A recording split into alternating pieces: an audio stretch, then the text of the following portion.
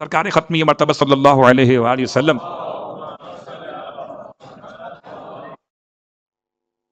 گزر رہے تھے کسی مقام سے، اور ایک خاتون خانہ اپنے گھر میں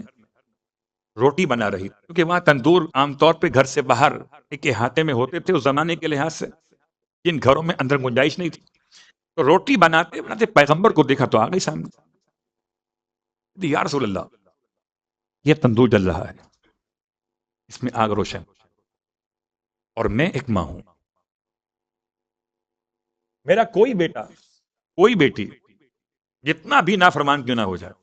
میں اپنے ہاتھوں سے اپنے بیٹے یا بیٹی کو تندور میں نہیں ڈالتا۔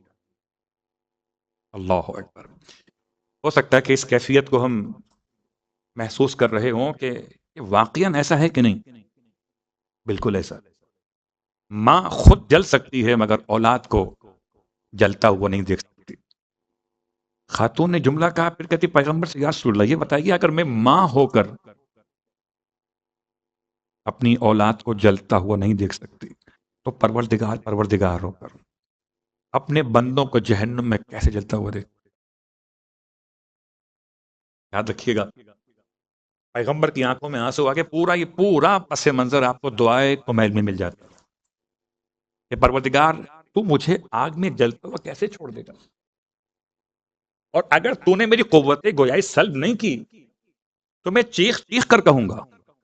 فریاد کروں گا، ایسے فریاد کرنے والے فریاد کیا کرتے۔ پھر معرفت بھرا وہ جملہ دعائے کمیل کا، پروردگار صبر بھی کر لوں اگر تیری ناراضگی پر، آگ پہ صبر کر لوں تو تیری نگاہوں کے بدل جانے کو کیسے برداشت کر سکتا ہوں۔ دعائے ابو حمد صومالی میں جو آج ہم پیراگراف مکمل کریں گے اس کے آخر میں سارے جملے، پروردگار کیا بات ہے، نماز کا مزہ ختم ہو گیا، پروردگار کیا بات ہو گئی مجھ سے کہ روزے میں لذت ختم ہو گئی، تلاوت میں دل نہیں لگتا، ایسا لگتا جیسے تو نے اپنی درگاہ سے مجھے نکال دیا ہے، تو میری آواز بھی سننا نہیں چاہتا۔ اللہ اکبر۔ اے خدا میں وہی تو ہوں، جب کم سن تھا تو نے مجھے رزق عطا کیا، اتنا بڑا کیا، میں جاہل تھا علم کے راستے آسان کیے، میں کمزور تھا توانائیاں بخشی۔ ایک ایک جملہ پڑھتے جائیے دعائے ابو حمد صومالی کا تو آپ خدا سے اتنا قریب ہو جائیں گے کہ بے ساختہ آپ کی آنکھوں میں آنسو آ جائیں گے۔